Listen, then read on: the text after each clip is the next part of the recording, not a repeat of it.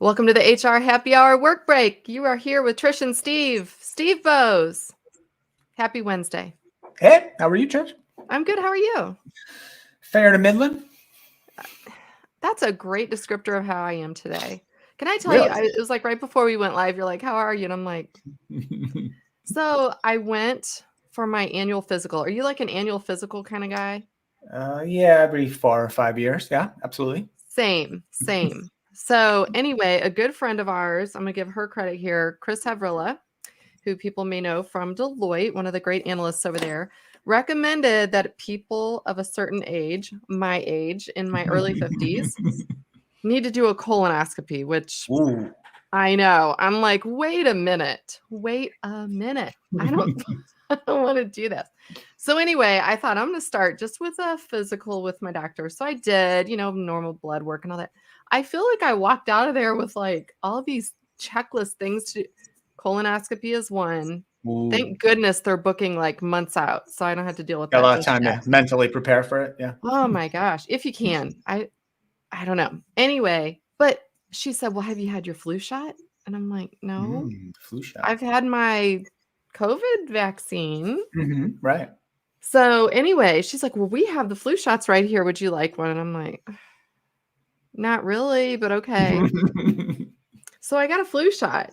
And it's interesting. Like, of course, I have to warn you, like, you could actually feel like you have the flu for a day or two, whatever. Sure. It's been an hour or so since I got the shot, and I'm already just feeling like, Oh, no. I don't feel That's a bummer. sick. I just, Right. but like, I was just like, I just kind of feel a little bit tired already. I don't know. I Wow. guess that's normal. So Yeah, I guess so. I've not done the flu shot thing, so I don't know. I've done it in my lifetime, but not for a long time. It's I not hadn't either. a Couple normal years. thing I do. I probably should, but I haven't. Well, so there's my tip for you. Physical, it's January. Schedule your physical, colonoscopy, flu shot, booster if you haven't done it. I mean, I just feel like it's a lot. It's a Yeah. lot to manage your health when you are of a certain age. Yeah, there's more parts that tend to start breaking down. Yeah, you know what? It was funny when you say that. I saw this. I haven't been on TikTok for like a few weeks. I get on TikTok and I come across some lady doctor, and she was kind of telling people like, you get to a certain age, and it was an eye doctor, and she's like, do you ever like get to a certain age, and then the doctor's kind of like, yeah, that's just normal. We're not going to worry about that, or we're not going to fix that. I feel like that's kind of where we are in life. Like, all right. Yeah. All right, we see you. We see you got some achy joints, Steve Bose. Yeah. It's kind of normal. Can't fix it at this point. Not worth it. So what have you been up to? What's going on today? Oh, just checking up on some labor market data, Trish. Announced yesterday. As you know, I like to provide these updates on a regular basis, but the JOLTS report came out yesterday, Trish, for November 2021. It's a little bit of a lag. 10.6 million open jobs in the United States, which is down a little bit from the prior month, which was the all-time high of 11 million. But Trish, the big number that was pretty widely reported yesterday, 4.5 million quits in the U.S. labor force in November. It's a record high, surpassing the record which was set like 2 months ago, which was set 2 months before that. So quits have been between 4 and 4.5 million for, 8 months in a row, something like that. It's about 3% of the workforce. Trish, about 1 million restaurant and hotel workers specifically quit their jobs in November.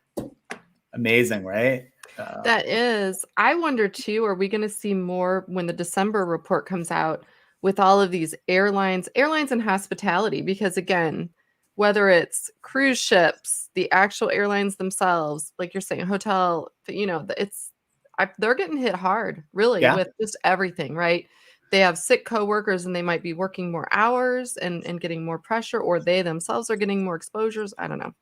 Yeah, it's hopefully going to wane and get a little better soon. But yeah, it's trying to be optimistic, and it's sometimes hard to be as we have gotten into the new year and we feel like it's, oh my God, it's 20 all over again. It's 21 all over again, right? With closures and businesses having to shut down and schools. I saw the city of Chicago school system. Teachers, and I don't want to get into the issues. I don't really know all of them, but the teachers basically said, no, we're not coming in. We want to do remote learning for a while. So Yeah, all the classes were canceled today in Chicago, and I guess the city and the teachers union up there are going to slug it out, I suppose. But it's so tough for parents and kids, of course, as well. But working parents who are really just trying to, start the new year just off, and get now back to it. boom, they've got these crises in schools. I don't know what's happening in the schools around you, Trish, but it's happening all across the country again. Yeah, it's interesting you say that. We actually got an email last night and no decision's been made. I guess we find out today.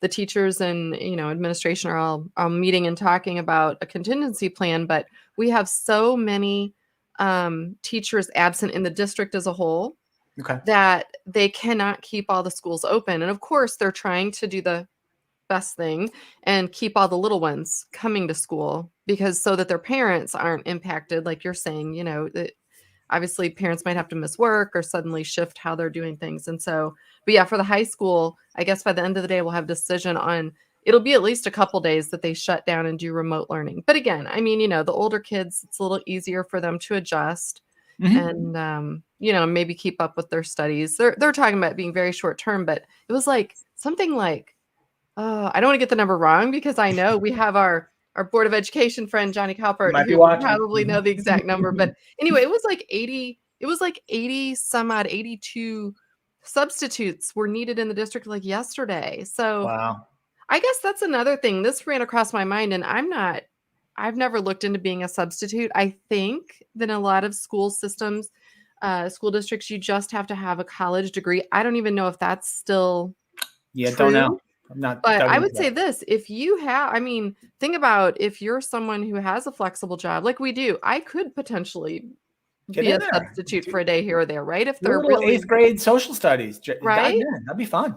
So I don't know. And my sister and I were talking about my grandpa is in a assisted living facility down in Arkansas, and they have a number of people out as well because they have, COVID in there and trying to care for all these elderly individuals. And we've even thought of like, could you go and volunteer to work at a local nursing home or assisted living facility? I mean, these places are desperate because their workers are getting sick. And yeah, there's definitely been a lot of stories of school districts around the country recruiting parents, volunteers to do things like work in the cafeteria and help do crossing guard stuff and help kids on and off the buses or whatever, right? Non-academic types of things, but just things that they need done. And maybe they're short staffed or folks are out sick or what have you. And I know bus drivers has been a problem since the beginning of the school year. And I guess with all the absences and all the positive cases, which have gone through the roof once again, it's a real problem. So hopefully,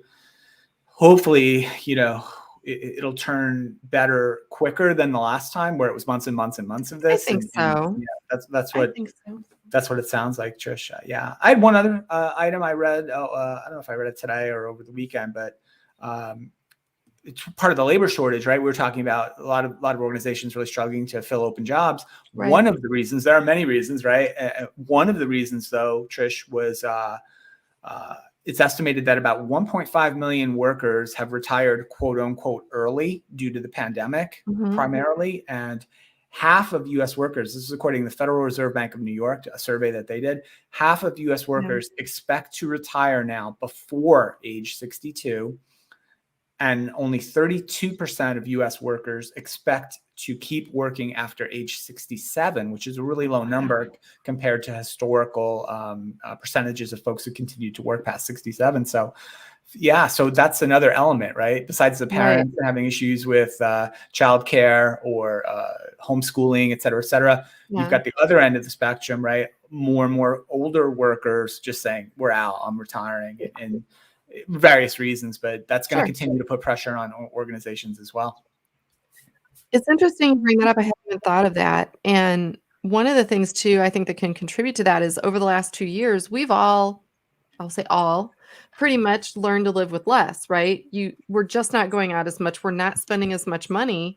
So I think if you're on the fence about retirement, you could certainly say, you know what, we're actually okay kind of scaling back and doing it now. I think the other thing to think about too, Steve, is that, the workers that are kind of our age, right? The Gen Xers, we're if not the smallest, I think we are the smallest generation. Cohort. Yeah, I think you're right. Right.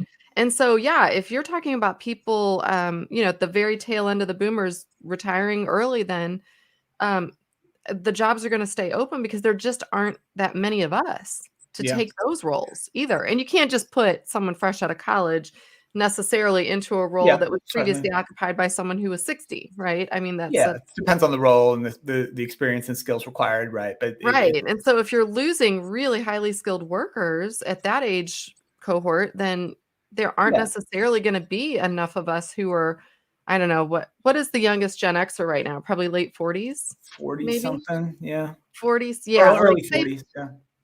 say if you're 45 to, I don't know, 57, something, and that's probably about Mhm. Gen X, right? Yeah, Um, yeah, there aren't enough of us. So I think we'll continue to see more jobs like that, the highly skilled jobs too, that remain open or that companies either have to figure out technology to maybe replace those workers or somehow shift and quickly skill develop.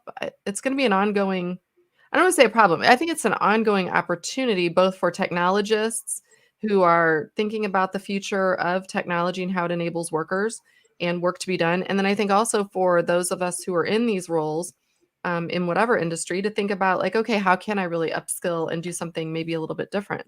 There's yeah. going to be plenty of opportunities. Yeah, no, we haven't talked at all in a while. I haven't anyway about kind of development and pipeline and succession Mhm. planning, but This is it. it kind of underscores how important that is. And it's easy to forget that when you're Yeah. mostly concerned about finding people in the first place and trying to hold on to them, to think Yeah. about those kind of advanced talent management kinds of activities and processes. But they're going to be more and more important. It looks like this year and maybe the next couple of years. I agree. I don't know. I guess I think we should probably everyone else is watching the hiring part. I think you and I maybe should focus in a little bit on the how do you retain those people that you just cannot afford to lose? Yeah. Because I'm sorry, yes, it is important in certain roles, of course, to have plenty of hires, but someone fresh out of college isn't necessarily going to be coming and make an impact. If you lose your person who's 55 years old and has, 20 years worth of knowledge or 30 in your field, Well, yeah, and good last luck. thing I'll say is you can look at it this way: there's about 150 million people in the U.S. labor force, give or take. Mhm. There's about 6 million hires per month ish, roughly Okay. 6.5. So what is that? That's 8%. I don't know. I do Yeah. the math or something. 92% of the people in the workforce are not being hired, right? Every month, Right. they're already Right. here. So They're already here. let's think about those people maybe a little bit more. I like it. There you You know go. what? It's funny. I like how we just talk about things and kind of stumble on to like, hey, that makes sense to actually just put some focus on. So All right. good deal. Well, I'll tell you what I'm going to focus on this afternoon. Shout out to the Waterloo bowling boys and Oh, girls. of course. Yeah. We are having the first, let me back up. You know how like everybody goes to the football games, everybody goes to basketball games. That's just what you do. You fill the stands, all the They are students come. popular sports in this country. Yes. No one comes to bowling. I mean, like a They're handful. missing out. Well, what our school is trying to do, I give them credit for trying. We'll see how it works, but they have actually done a fill the stands for our bowlers this Okay. afternoon, but it's at 3:30 in the afternoon and like almost all the other kids have sports themselves like practice. Um, So they have to go to practice. It's not like a football game where it's at 7 o'clock at you should night. recruit some of those retired baby boomers to come out. They're I not need doing to anything today. So I'm putting this out here because this is obviously live on LinkedIn and Facebook. If you are in the St. Louis area, come over to Columbia, Illinois, support the Waterloo bowling team. Let's fill the stands. There you go. You have to root for us. You have to root for Waterloo. I've got my Waterloo Bulldogs shirt on. I'm ready to roll. Nice. Unless I feel sick from my flu shot. Yeah. Anyway, hey, everyone, thanks for listening and thanks for taking a break with Steve and I. We love doing this. We will see you back here on Friday, right? All right. In the meantime, please listen to the HR Happy Hour Podcast Network, wherever you get your favorite podcasts. We do have some new ones up. Steve, you want to give a quick rundown of the A couple new that one we've had up in the posted last couple days? yesterday with our friends from Oracle, all about talent management. Actually, we were That's right, talking. with Jurgen. Yep, with Jurgen from Lindner from Oracle, and it's really really good show. So check it out on the podcast network. Very good. All right. We'll see y'all back here on Friday.